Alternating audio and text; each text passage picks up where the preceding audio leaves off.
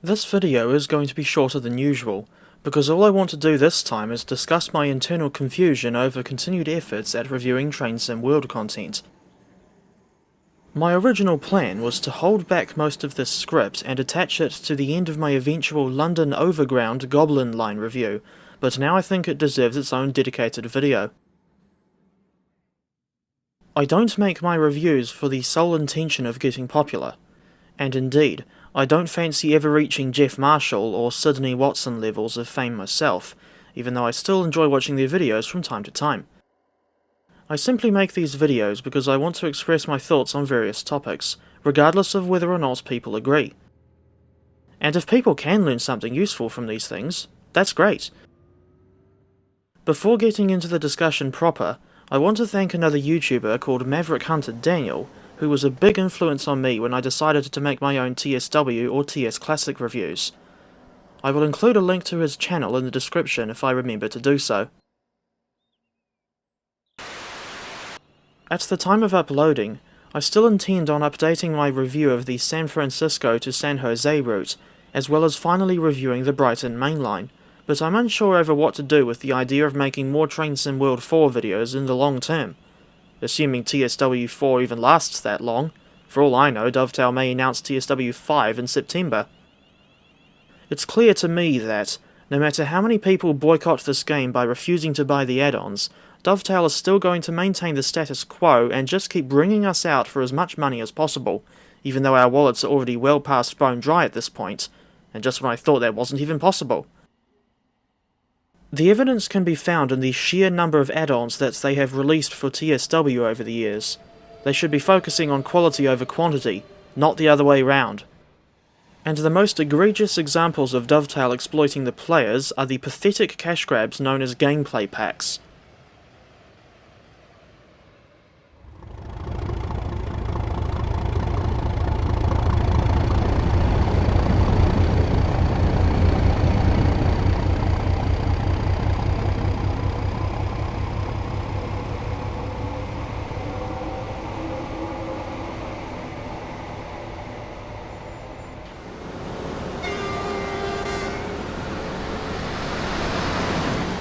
The sad thing is that there are, somehow, still armies of fanboys who always defend this game to a ridiculously high degree, and I really do want to know why they are so defensive of TSW and its developers in the first place, instead of me always mindlessly roasting them as if they were marshmallows or chicken. And by the way, fanboys, if any of you are still watching, Dovetail is not your local town, and us passionate reviewers are not enemy soldiers trying to tear the place down. We just want a good game that can finally reach its full potential, for fuck's sake. How is that too much to ask? I know full well that there are other railway games out there, but Dovetail still has very little in the way of competition, and I think that's why they seem to think that they can still get away with showing contempt for their customers while exploiting their monopoly over the train simulator genre. I know that a decent number of people still enjoy and take advice from my reviews, but I don't want to keep burning myself out by dealing with Dovetail Games and their insultingly bad business practices. Don't even get me started on all the completely unnecessary TSW sequels, especially TSW 4. The frustrating thing is that alternative railway games on PC don't really fit my interests too well. One of them is Rolling Line, but this is only a model railway simulator, and I've sort of lost interest in it after it drifted too far away from its original New Zealand setting.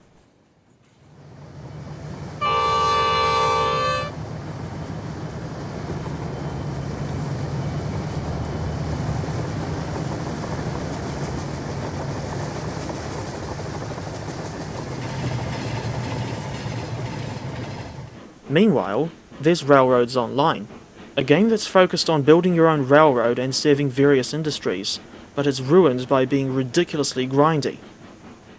All I want to do is just drive the bloody locomotives, not fuck about with building tracks for hours at a time, and it doesn't help that the industry supply chain is very convoluted and hard to remember. I also have no interest in the likes of Railroader and SimRail, the former because I don't like management simulators, and the latter because I don't care for Polish railways, no matter how good people say the game is.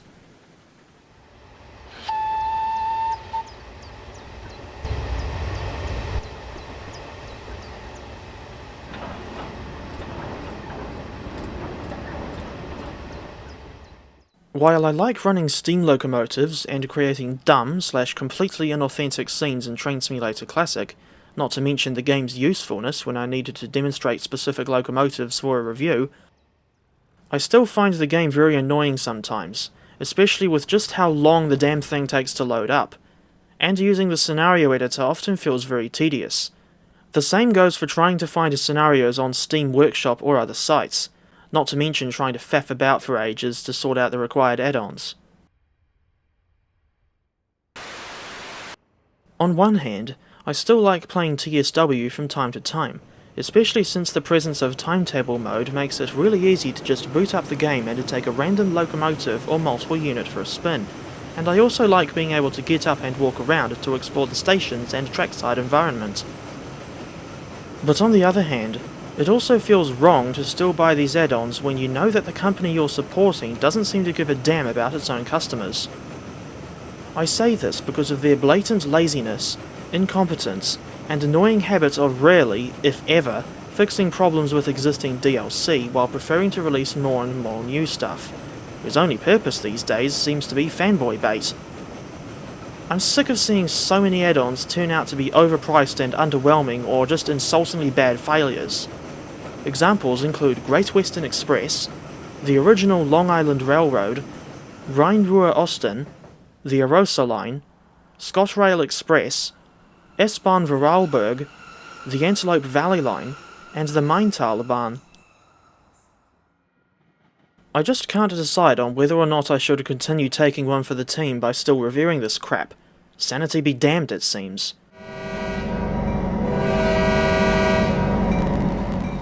I suppose the silver lining is that I've still got other potential topics to fall back on, even though my videos on the real railways here in New Zealand, or even the TS Classic reviews, don't do anywhere near as well as my Train Sim World 4 reviews or Trains 2019 Thomas the Tank Engine stories. And I dare say that Dovetail won't change their ways for the better anytime soon, but one can dream.